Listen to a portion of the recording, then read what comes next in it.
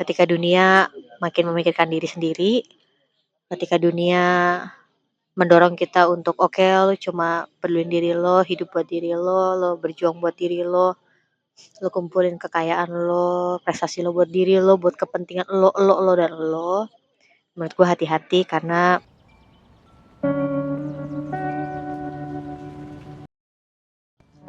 masuk ke umur-umur dimana lebih banyak berpikir dulu sebelum bertindak. Kayak gitu gak sih sebenarnya orang dewasa? Kita bukannya males ya, kita bukannya suka menunda, tapi kita lebih banyak mikir dulu sebelum kita bertindak. Kayaknya dulu waktu masih umur-umur belasan, 20-an, kayaknya kita lebih mikirin diri sendiri ya. Kita maunya apa, mimpi kita apa, kita sukanya apa, yang menurut kita bener apa. Tapi ketika kita mulai lewatin tuh quarter life of crisis yang ada di usia 25, kita ngalamin banyak krisis sebelum masuk 30-an. Tapi menurut gue itu baik ya. Karena akhirnya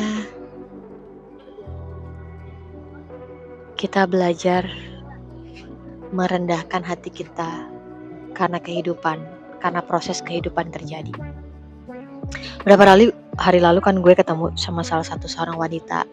Dia umur 25 dan dia lagi cerita bahwa dia lagi mau kejar mimpinya, dia lagi mau bandingkan hidupnya dengan orang lain, dia pengen mencoba pencapaian yang orang lain alamin.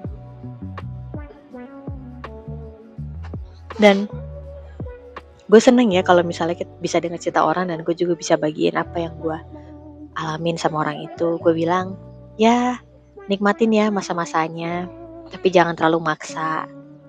Karena biasanya umur-umur 25 itu wah kita sangat-sangat diproses tentang ekspektasi. Kalau gue lihat dulu, gue sampai bener-bener ngalamin kayaknya gue gak bisa untuk melangkah kepada mimpi gue, apa yang gue mau saat itu ya. Tapi hari ini gue bersyukur, untung apa yang gue inginkan, untung apa yang gue paksain saat itu gak jadi. Kalau jadi gue gak tahu hari ini gue ada di mana dan lagi apa gitu ya. Gue bersyukur bahwa gak selalu keinginan gue, gak selalu pengharapan gue itu jadi. Karena menurut gue rencana gue bisa salah, bisa gagal. Gue bersyukur gue punya Tuhan yang punya rencana yang lebih indah daripada apa yang pernah gue bayangkan. Jadi hari ini mungkin bagi beberapa orang kayaknya biasa aja hidup lo gitu ya. Tapi ini yang gue syukurin gitu. Gue nggak tahu kalau mungkin dulu gue maksain itu segala macam, ekspektasi gue masih ketinggian. Bener kata orang-orang, life will humble you gitu ya. Kehidupan itu akan membuat lo rendah hati, napak, dan bukan cuma hidup buat diri sendiri, tapi lo juga mau ada untuk pedulin orang lain. Nah gue ini lagi mengamati ya sekarang, memilih untuk oke, gue mau respect orang karena gue mau respect aja sama orang itu, terlepas dari orang itu pantas atau tidak. Ya gue mau menghormati, gue mau menghargai orang itu, terlepas dari orang itu peduli gue atau tidak gitu. Jadi betul, gue akan lebih belajar tentang bodo amat dalam arti pandangan dan omongan orang.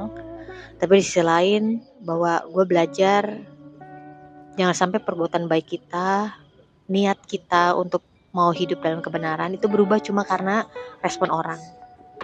Ya, oh ya, lo bakal ngalamin kerugian, lo bakal banyak ngalamin gak enaknya, dikecewainnya. Tapi bagi gue kebaikan lo gak akan berubah sekalipun orang berubah. Ya, karena lo baik gitu aja. Karena lo emang benar-benar baik, peduli sama orang lain. Itu juga yang gue bagiin ke teman-teman gue. Ya, kayak hari ini aja nih, gue lagi iseng scroll di X dan ada satu kutipan dia bilang, pengalaman paling mendewasakan adalah kita menyadari dan mengakui bahwa manusia itu bisa berubah. Nggak selalu menuju kepada hal yang buruk, tapi ya bisa berubah ke arah yang lebih baik.